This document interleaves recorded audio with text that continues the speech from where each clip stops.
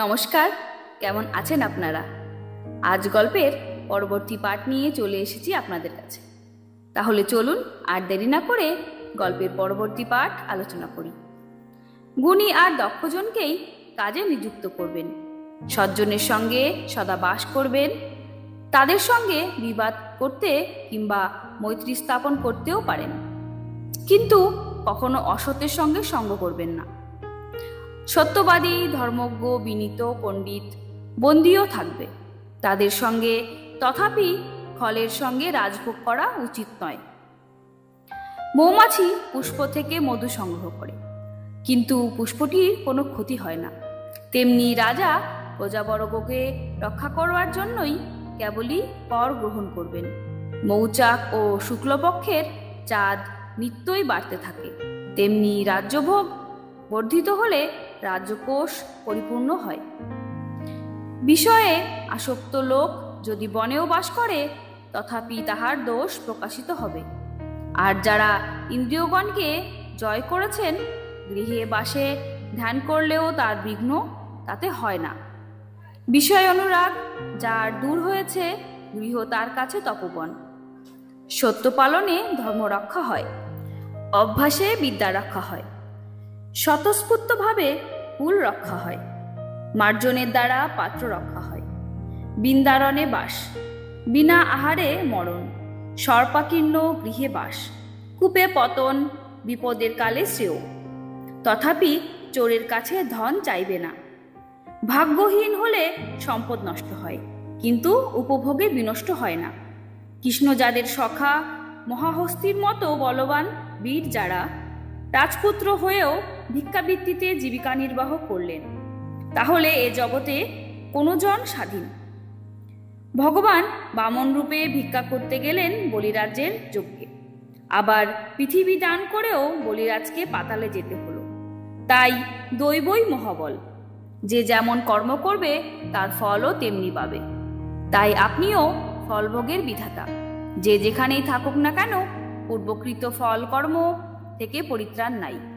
প্রারম্ভ কর্মের ফল নিবারণ করতে দেবতাদের ক্ষমতাও নাই। সদ্বিদ্যা দানে হ্রাস হয় না, বরং বৃদ্ধি পায়। ধর্মের পালনে যে অর্থ উপার্জিত হয়, তাহাই প্রকৃত অর্থ। ধর্মের কারণে যদি কেহ দুঃখ সহে, তার দ্বারা কোনো দুঃখ তারে নাহি দহে। সত্যপরায়ণ আর সূচি যে মানব, তার কাছে স্বর্গ অতীব সুলভ। যার বদনে সত্যবাক্য, তার আর কোনো যজ্ঞ করবার প্রয়োজন নাই। দুঃখী লতা দ্বারা কলুষিত যার মন, শত জলে বা মৃত্তিকায় তার সুচিতা হবে না। সম্মানে যিনি হৃষ্ট নন, অপমানে রুষ্ট নন, বদনে কখনো কর্কশ বাক্য নাই, তিনি প্রকৃত সাধু। যে বস্তু অদৃষ্টে নাই, তার জন্য মনস্তাপ করে কি লাভ? কখনো না চাইলেও পাওয়া যায়, আবার কখনো চেয়েও পাওয়া যায় না। রাত্রিকালে এক বৃক্ষে নানা জাতির পক্ষী বাস করে। প্রভাতে যে যথা ইচ্ছা চলে যায়, কেউ কারো জন্য দুঃখ করে না। সংসারে যার কালপূর্ণ হয়নি, শতস্বরে বিদ্ধ করলেও সে মরবে না। আর যার কালপূর্ণ হয়েছে, কুশাগ্রেও বিদ্ধ হলে মৃত্যু হবেই তার। আপনার প্রাপ্য বস্তু সবাই লাভ করে, প্রার্থনায় কিছু ফল হবে না। যার যেখানে মৃত্যু নির্দিষ্ট আছে, কর্মপ্রেরণায় সেজন সেখানেই যাবে। পূর্বকৃত যার সুকৃত সঞ্চিত আছে, ইহলোকে সে সুখভোগ করবে। আর যার দুষ্কৃতি সঞ্চয় আছে, তাকে দুঃখভোগ করতেই হবে। তথাপি ইহলোকে যত মূঢ়লোক অজ্ঞানবশত সদা বৃথা করে শোক। অন্যের সামান্যতম দোষ দেখলেই নিচাশয় জনেরা তা সত্তর প্রকাশ করে, কিন্তু নিজের দৃশ্যপ্রমাণ দোষও দেখতে পায় না। রাজ হিংসায় অভিভূত জনও কখনো সুখ পায় না। আর যার অন্তরে শান্তি, তিনি সুখী। স্নেহই দুঃখের মূল, তাই স্নেহ ত্যাগে সুখ লাভ। মানবের সুখ দুঃখ চক্রের আকারে সদাই ঘুরছে। কেউ কারো মিত্র কিংবা শত্রু নয়, কেবল আচরণেই পরিচয়। বলের দ্বারাই যে মিত্রকে বশীভূত করে, কুৎসিত কর্মে ধর্মলাভ করে। ভোগবিলাসে বিদ্যার্জন করে, পৌরসে নারীকে বশীভূত করে। তিনি কখনো পণ্ডিত নন। আপন স্বভাব যিনি গোপন করতে পারেন তিনি মহাপুরুষ। যে কোনো কার্য শুরু করার আগে তার ফলাফল বিচার করবে। রাত্রিকালে দধি ভোজন করবে না। দিবসে নিদ্রা ত্যাগ করিবে। অধিক পরিমাণে জল পান করা উচিত নয়। কঠিন বস্তু ভোজন করবে না। মলমূত্রাদির বেগ ধারণে, রাত্রি জাগরণে, দিভাভাগে, নিদ্রায় আর ধাতুক্ষয়ে মানব শরীরে রোগের উদয় হয়। কূপের জল, বটচ্ছায়া, ইটের বাড়ি, সুন্দরী যুবতী স্ত্রী, শীতকালে উষ্ণ, গ্রীষ্মকালে শীতল, কুৎসিত বসন করে দন্তমল পরিষ্কার করে না। কটুবাক্য বলে অধিক ভোজন করে। সূর্যোদয়ে সন্ধ্যাকালে শয়ন করে। বিষ্ণুতুল্য হলেও লক্ষ্মী তাকে ত্যাগ করবেই। নখ দ্বারা তৃণচ্ছেদ, ভূমিতে লিখন, নিজ পদদয় মার্জন করে না। নিয়মিত কেশের সংস্কার করে না। বৃহৎ গ্রাসে ভোজন করে। নিজের শরীরে কিংবা আসনে বাধ্য করে। অত্যাধিক হাস্য করে। তিনি বিষ্ণুতুল্য হলেও লক্ষ্মী ছাড়া হবে। নিজের মস্তক পরিষ্কার রাখে। উত্তম পত্নীর সহবাস করে। নগ্ন হয়ে শয়ন করে না। শরীর রক্ষায় অল্পহার করে। পর্বদিনে মৈথুনহীন, তার গৃহেই লক্ষ্মীর বাস। কিন্তু শুষ্ক বৃক্ষ আর মূর্খ নরও ভগ্ন হয়। এক বৃক্ষ সুগন্ধ পুষ্পিত হলে সারা বন সুবাসিত হয়। তেমনি এক পুত্র বিদ্বান ও গুণবান হলে বংশকে উজ্জ্বল করে। 5 বর্ষ পর্যন্ত পুত্রকে পালন করবে। 10 বৎসর পর্যন্ত তারণ শাসন করবে। কিন্তু 16 বৎসরে উপনীত হলে পুত্রকে মিত্রের সমান জ্ঞান করবে। কেবল আকারে কোনো বিষয় জানা যায় না, স্বভাব গুণাগুণ জানা যায়। বহু অসার বস্তু মিলিত হয়ে দারুণ আকার ধারণ করে। যেমন তুচ্ছ তৃণ দ্বারা রজ্জু নির্মিত হলে তার দ্বারা হাতিকেও বন্দী করা যায়। অপরের অর্থ হরণ করে দান করলে হবে নরকে গতি। যে উপকারীর উপকার স্বীকার করে না, অন্তর যার সরল নয়, সদাই কুৎসিত কার্য করে, সে চণ্ডাল সমান। দুরাত্মা শত্রুরা সংখ্যায় অল্প হলেও উপেক্ষা করা উচিত নয়।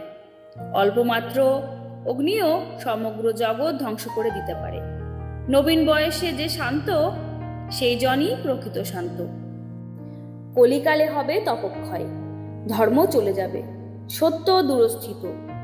মানবরা হবে কপটাচারী, স্ত্রীর বশীভূত হবে। নারীগণ পাপাচারে রত হবে। ব্রাহ্মণরা হবে লোভী। নিজ ব্যক্তিরাই উচ্চ পদে অধিষ্ঠিত হবে। দক্ষশীল মিত্র বিশ্বাস হারায়। কুরাত যেতে জীবনে ভরসা নাই। পরধন গ্রহণে যার বাসনা, অন্যের গৃহে যার বাস, অন্যের পত্নীর সনে রতিক্রিয়াকারী শ্রীবষ্ট হবেই। যার সঙ্গে আলাপাদি করবে তার পাপের ভাগী হতে হবে। রূপবতী পত্নী ঘরে থাকলে চরিত্রহীন হওয়ার সম্ভাবনা। অধিক ক্রোধে তপস্বীর তপক্ষয় হয়। অধিক গমনে গোসকল নষ্ট হয়। শূদ্রাগ্নে ব্রাহ্মণত্ব নষ্ট হয়। পাপীর সংস্পর্শে পাপ সংক্রমিত হয়। শিষ্য ও পুত্রগণে শাসন করবে। আদরে পালন করা উচিত নয়। যার মান দর্প নষ্ট হয়েছে, ধনে ও জীবনে তার কোনো ফল নাই, তাহার মরণই শ্রেয়। উত্তম ব্যক্তি কখনো বিদ্যহীন হলেও নিজকর্মে প্রবৃত্ত হয় না। অর্থকারী বিদ্যা সুজনের সঙ্গ ও বশবর্তিনী ভার্যা দুঃখ দূর করে। চঞ্চল কর্কশভাষী, স্তব্ধ অনাহুত ও কুবেশী বিপ্রকেও কখনো আদর করবে না। আপনার কর্তব্য কর্ম, আয়ু ও চরিত সর্বাগ্রে এগুলি চিন্তা করা উচিত। স্ত্রী পুত্র ধন জীবন যৌবন সদাই অস্থির, কিন্তু ধর্ম যশ কীর্তি চিরস্থায়ী।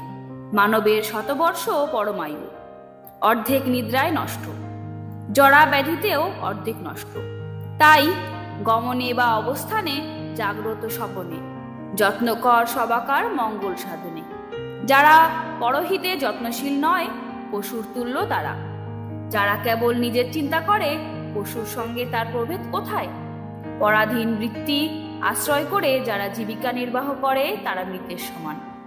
দুর্বলের বল রাজা, শিশুর রোদনেই বল, আর চোরের অসত্য বচন, আর মূর্খের মৌনতাই বল। প্রমাদ বিশ্বাস আর লোকের দ্বারাই মানব বিনষ্ট হয়। তাই সদাই লোভ ত্যাগ করে সাবধানে থাকবে। ঋণ শেষে অগ্নিশেষ আর শত্রু শেষ কখনোই রাখতে নেই। যে জন পরোক্ষ কার্য নষ্ট করে আর সমক্ষে প্রিয় বাক্য বলে, এমন কপট বন্ধুকে সদাই ত্যাগ করবে। দুর্জনের সৎসঙ্গে চরিত্র দূষিত হয়।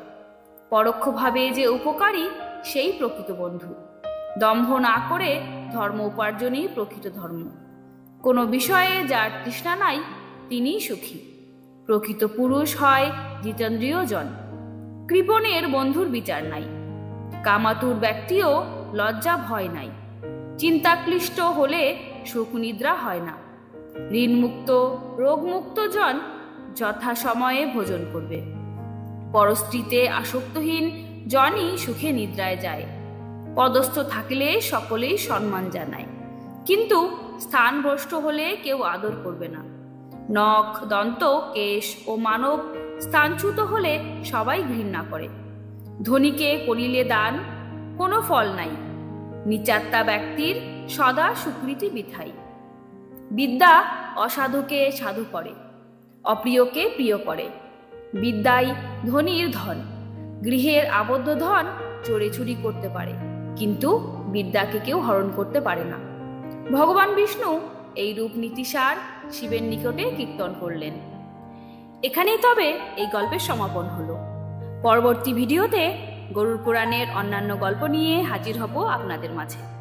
গল্পগুলি কেমন লাগছে আমাকে তা অবশ্যই কমেন্টে জানাবেন। আর যদি ভালো লাগে তবে লাইক, কমেন্ট এবং সাবস্ক্রাইব করবেন। নমস্কার।